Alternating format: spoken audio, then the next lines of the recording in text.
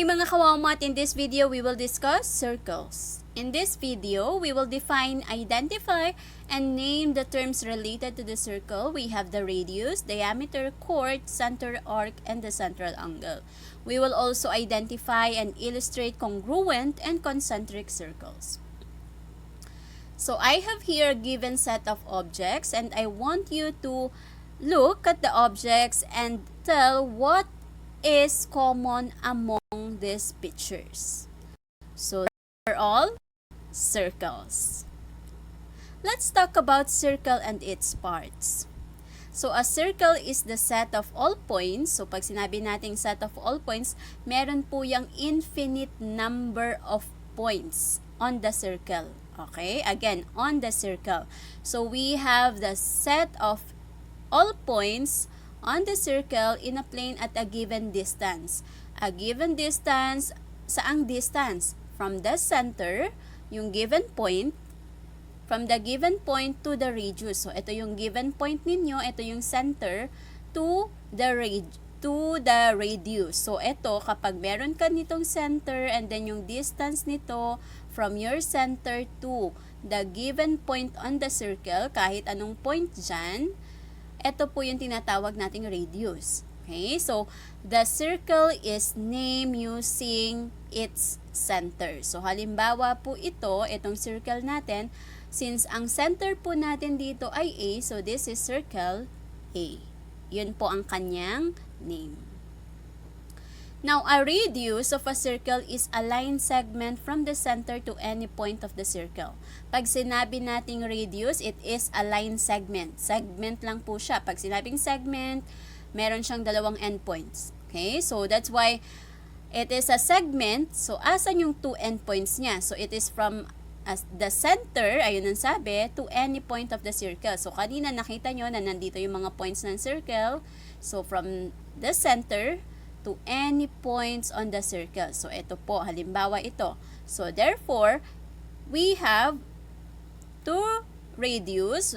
So, kapag meron tayong dalawang radius, ibig sabihin, raday na po yun. This is the plural form. So, we have AR, okay, segment AR, this is one of the radius, and then segment AT. So, from the center to any point on the circle. From the center to any point on the circle. So, that's why we have AR and segment AT. Okay, so we have two endpoints kapag radius po. This is your first endpoint and this is the second one. Next, a chord of a circle is a line segment whose endpoints lie on the circle. So, pag sinabi naman natin chord, ang endpoint niya ay naglalay doon sa circle. Diba nandito po yung mga points natin kanina, yung pinakita ko kanina. So, ang chord, masasabi lang natin siyang chord kapag yung dalawang endpoints niya ng segment mo ay nasa circle. So, halimbawa ito, and then yun. So, this is a chord. Okay? And then this one, and this one, ito rin ay point, so this is a chord. Basta ang dalawang endpoints niya nandito sa circle. So, ito, we have segment SR and segment TR. Now, if you will be naming your chord like segment RS, pwede rin po yun. Or segment RT. Okay? So, we have two chords in the given figure, the segment SR and segment TR. And then, what is a diameter? So, a diameter of a circle is a chord. So, take note, a diameter is a chord. Why? Because a diameter, meron din po siyang dalawang endpoints. Okay? So, ang pinagkaiba niya lang, ano lang difference niya dito? Ito po ay chord, isang klase ng chord na kung saan it contains the circle. I mean the center. So, dumadaan po siya sa center. So, halimbawa ito, di ba meron po tayong dalawang chord. Dito sa dalawang chord na to, kasi a diameter is a chord. So, dito sa dalawang chord na to, alin dito yung dumaan sa center? It contains the center daw po. So, we have this. Okay, we have this chord. So, this will be your diameter. So, we have segment TR. Okay? So, pag sinabi natin anong pinagkaiba nila, ang diameter po ay chord.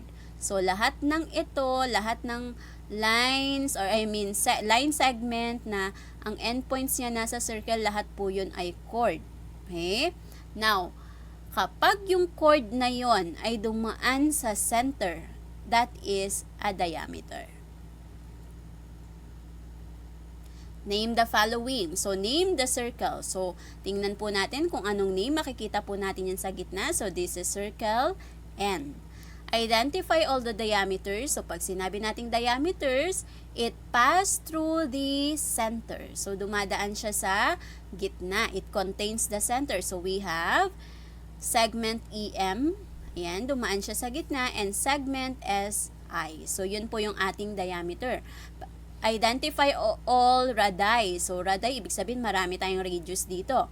So, we have from the center to any point of the circle. So, from the center, we have 4. So, we have segment NS, segment NM, segment NI, and segment NE. Kasi pag sinabi nating radius, from the center to any point on the circle. Next, we have chords. So, identify all the chords. Pag sinabi natin chords, ang endpoints niya nasa circle. Okay? Nandito po. So, we have segment EM, segment SI, and segment SL. So, lahat ng endpoints niya nasa circle. Ayun. And this one. Okay. So, as you can see, si segment EM at si segment SI naka-diameter din. Right? Kasi nga po, a diameter is a chord. Okay? A diameter is a chord. Kaya kung mapapansin niyo yung diameter nasa chord din. Alright? Now, ang pinagkaiba nga lang po ni diameter, ito, it pass through the center. It contains the center. Let's talk about the arcs of a circle. So, an arc of a circle is 2 points on the circle and the continuous part of the circle between the 2 points. The 2 points are called the endpoints of the arc. So, yung kapag meron po tayong arc, yung endpoints po niyan, yun po yung pwedeng segment, chord, or radius po na makikita natin sa circle. So, I have this figure. Let us define this tree. A semicircle is an arc of a circle whose endpoints are the points of the diameter. Okay, so pag sinabi nating semicircle, ito po yung ang endpoints niya ay yung endpoints ng diameter mo. So, halimbawa, ito po ay diameter, right? So, ang semicircle po natin is this one. Okay, so we have arc SL. Ayan, arc SL. Kung 2 points lang po ang given. So, let's say, wala po si M, wala po si I. So, you can make use of 2 points. Pwede po natin yan gamitin kung wala pong points dito sa pagitan nila. Okay? Pero since meron, para mas okay kasi na ininame po natin ang semicircle using 3 points. So, bihira po na halimbawa wala itong M at I. So, ang semicircle mo, SL. 2 points lang talaga yon. So, since meron namang points in between them, gagamitan po natin siya ng points in between then, SML. So, yun po yung ating semicircle. Or, ma'am, pwede po bang SIL? Yes, kasi dun din siya papunta. SIL. So, ibig sabihin, eto siya. Okay? So, para mas madaling tandaan, ano ba ang semicircle? It is half of the circle. Okay? So, pwede rin pong SEL. Ayan. SEL, pwede rin pong SIL. So, marami pong pwedeng paraan. Okay? So, SEL, SML, or SIL. Pwede po yun. And then, for minor arc, kung ang semicircle ay half of the circle, ang minor arc po, it is smaller than a semicircle. So, ibig sabihin, it is less than half. Okay? So, mas maliit siya dun sa kalahati. So, halimbawa po ito. Okay? So, halimbawa po ito, we have arc SM. Pwede rin pong ito. So, mas maliit siya sa semicircle. Arc MI. Or pwede rin pong arc IL. Okay, so meron pa po dito. Marami pong pwede. Okay, so I'm just giving you a few examples. Now, tatandaan that when we are naming a minor arc, you can make use of two points. Pwede rin po 3 points. Okay, 3 points kung merong points in between them. Pero kung wala naman, pwede na po ang 2 points. That's why we can name a minor arc using 2 or 3 points. So, 2 points kapag meron siyang points in between. Okay, so halimbawa, SMI. So, SMI, arc SMI is also a minor arc. Why? Kasi less than half siya. Less than, smaller than a semicircle siya. Okay? Pero doon, sa binigay ko na yon na arc SMI, 3 points ang ginamit ko. Right? So, you can name the minor arc using 2 or 3 points. So, pwede pong arc SMI. Pwede rin arc MIL. So, this is still a minor arc kasi less than half siya ng semicircle. Less than half siya ng circle. Okay? And then, we also have the major arc. So, your major arc is an arc which is larger. Larger naman ito. Kung ito ay smaller, ito po ay larger. So, when we are naming a major arc, we always use 3 points. So, hindi po pwedeng 2 points dito. So, 3 points po. So, we have arc SME. So, tingnan nyo po yung direction SME. Pag ganun siya. So, lumampas siya sa kalahati ng circle mo. So, that is already a major arc. Another example, arc SEI.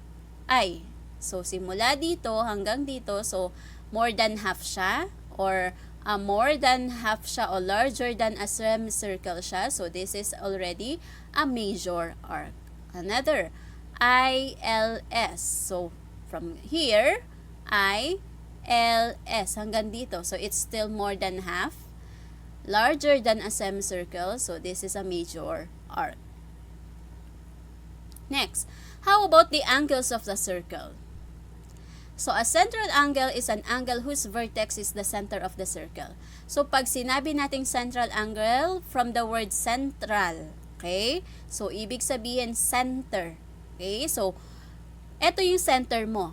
Kapag ang vertex niya ay yung center, that is considered a central angle. So, halimbawa po ito. We have here, your center is N. So, this is circle o N.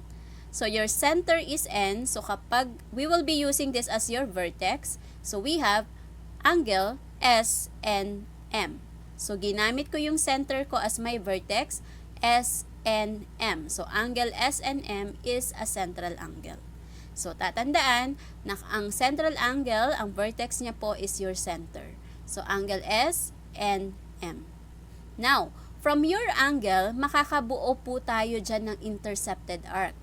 Kung ano yung endpoints ng arc mo, yun po yung side that contains that point, yung endpoint. So, halimbawa, ito, angle SNM, ito po yung intercepted arc niyan.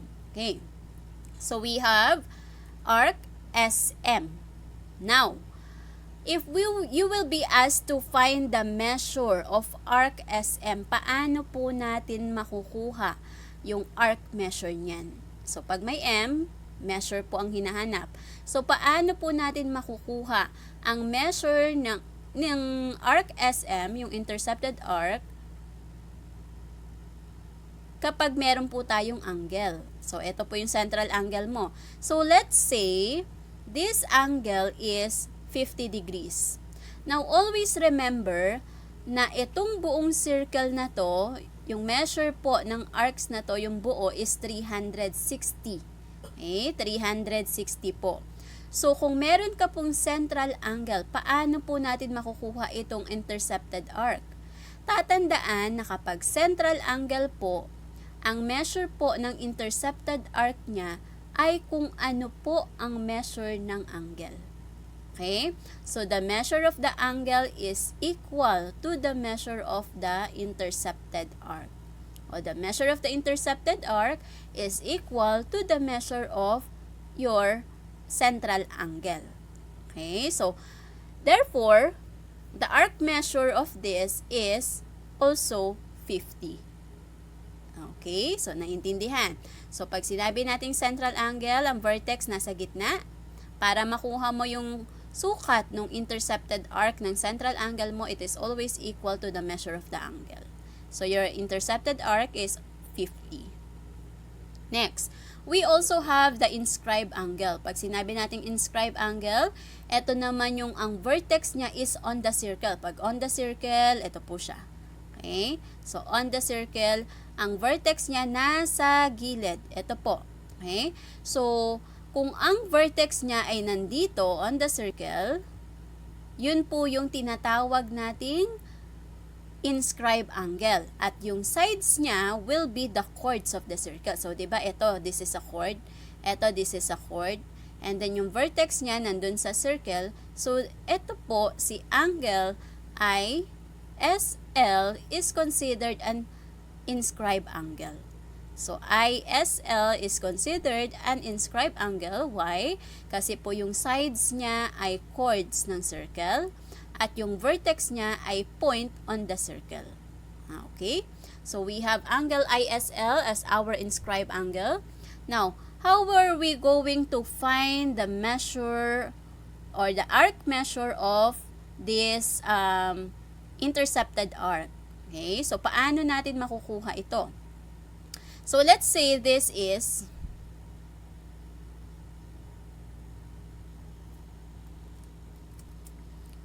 So, paano natin makukuha yung intercepted arc?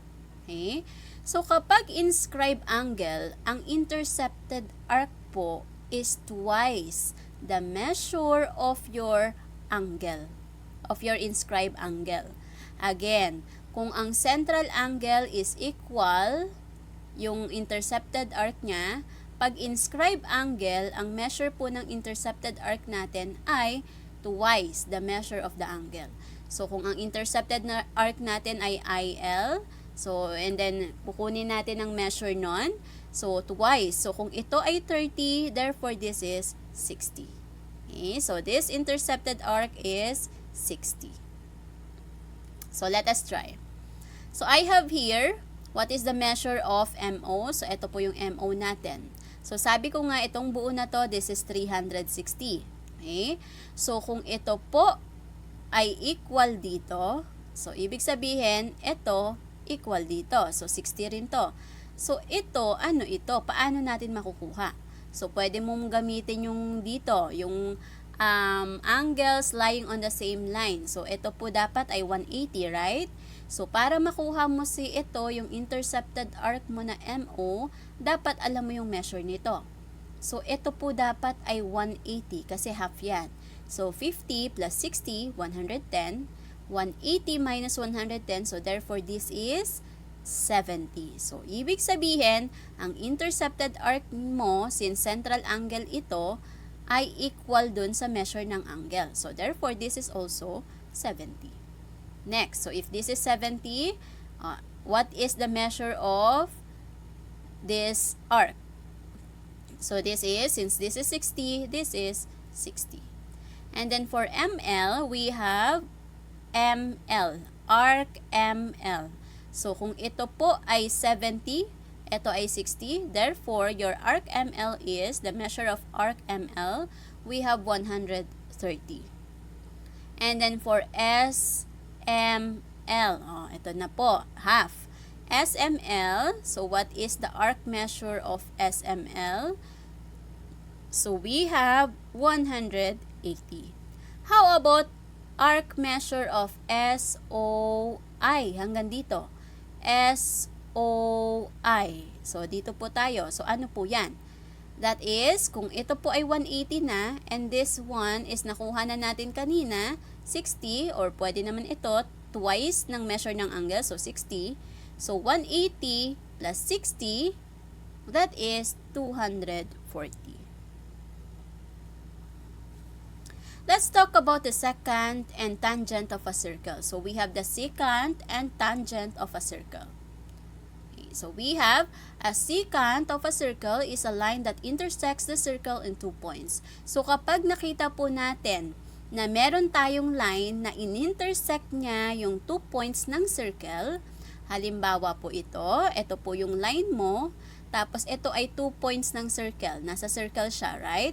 So, ito po, pag in-intersect siya ng line, then this is what we call the secant. Okay, so your secant here is line ML. So, as you can see, ang symbol po natin, hindi na po segment ha. It is already a line. Okay, so yun po ang pinagkaiba niya sa chord. That's why a secant contains a chord. Yes. Okay? Bakit? Kasi ito, si ML mo, ito po, chord po ito. Okay? Yun nga lang, pag sinulat mo yan into symbols, ang igagamitin mo yung segment na symbol, hindi po line. So, yun po ang pinagkaiba nila. Pero sabi ko nga, a secant contains a chord. Kasi ayan po, may chord din po yan dyan. Okay? So, your secant is a line. So, ito na po ang symbol natin dyan. So, we have line ML. And then, a tangent of a circle is a line lying on the same plane that intersects the circle in exactly one point. So, ito naman po, ito rin po ay line. Line lying. Nakadikit siya dun sa circle mo. Bakit? Kasi meron siyang in-intersect na one point. So, this is your tangent. Okay? So, this is your tangent. As you can see, nag-intersect siya dun sa isang point ng circle. Okay, so we have our tangent is line L.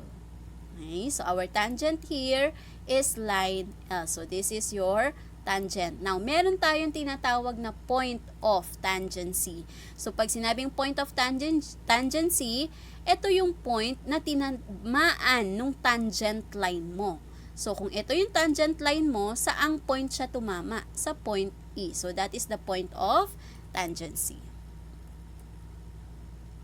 Next, let's talk about the congruent and concentric circles. So, ano bang pinagkaiba nitong dalawa na to? Pag sinabi natin congruent circles, these are two or more circles having the equal radius. So, ibig sabihin, pareho ng sukat ng radius. So, halimbawa po, I have this circle with the given center. So, ang radius niya ay 4 cm. So, ito po yung radius natin. Radius number 1. Okay? Radius 1. And then, my second circle is this. So, meron akong circle C with a radius of 4 cm also. So, ito po yung second radius natin. Now, kapag ang radius po nila ay equal, so dito sa first circle mo, ang radius niya ay 4 cm. Sa second circle mo, ang radius niya ay also 4 cm. So if the two radius are equal, so based dito sa given figures natin or illustrations, pareho silang 4 cm, then dun po natin pwedeng sabihin that these two circles are congruent circles. So, as long as they have equal radius, pareho sila ng sukat ng radius, kahit pa nasan yung radius na yan, kahit pa nandito yan, o nandyan yan, basta pareho po ng sukat ng radius, ng measure, ibig sabihin, they are congruent circles. Next, when we say concentric circles, these are two or more coplanar circles sharing the same center. So, halimbawa, meron ako ditong first circle. Okay? Ito yung first circle mo. So, ito po yung center. We have here circle A. Ang center natin ay A. So, ang sukat po ng radius natin, yung unang radius natin ay 2 cm. Now, meron akong pangalawang circle. So, meron akong circle A ulit. So, pareho sila ng center. Ang sukat naman ng radius nito ay 3 cm. So, ito po yung second radius natin. Now, kung titingnan natin yung dalawang circles natin, pareho sila ng center. Okay? So, pareho sila ng center pero magkaiba ng sukat. Okay. So, ano ba yung tinatawag natin concentric? Ito po yun. Pag sinabi natin concentric, ito po yung pareho sila ng center, pareho silang, ang center ay A. So, ayun po ang sabi doon, sharing the same center. So, pareho silang ang center ng A, pero magkaiba po sila ng sukat ng radius. Okay, so, yung first circle mo at yung second circle mo, magkaiba po ng sukat ng radius. So, ito po ay 2 centimeters. Ito po ay 3 centimeters. So, as you can see, they are coplanar. Pag sinabi natin concentric circles, coplanar po yan.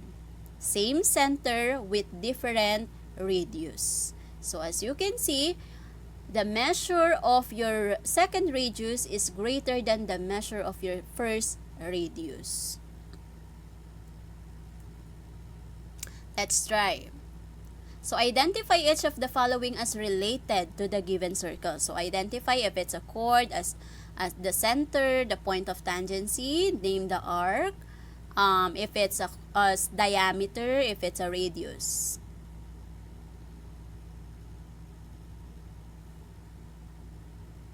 Let us check. So, point S, that is a center. That is a chord. So, PE, ito po yung PE natin. So, this is, ito lang po. So, ma'am, bakit hindi po siya secant? Okay, bakit hindi siya secant? Kasi po, ang symbol po natin dito is just a line segment. So, chord lang po siya. Okay, baka magkamali po kayo. Ang ilagay nyo, ay ma'am, line siya. So, ibig sabihin secant yan. No. Kasi po, ang symbol po niya na ginamit dito ay segment. Hindi po siya line. Okay, yun po ang pinagkaiba niyan. Next, EK. So, ito po yung EK natin. So, that is a diameter. SE, so from the center to the point on the circle, that is radius. And then AK, this is your AK. So, this is a chord. AP, so dumaan siya sa center. It contains the circle. So, I mean the center. So, it's diameter. Angle PSE. Angle PSE, so the vertex is your center, so that is central angle. Your K is, ito yung in-intersect ng tangent line mo, so therefore, this is the point of tangency. And then, angle PAK, so yung angle PAK natin, ang vertex niya is on the circle, ang sides niya are chords. Okay, so ang sides niya, so therefore, this is an inscribed angle. Angle APE. APE. So, ganun ulit. Ang vertex niya is on the circle. Ang sides niya ay chords. So, this is again an inscribed angle. So, we have arc PKA. So, we have, this is a semicircle.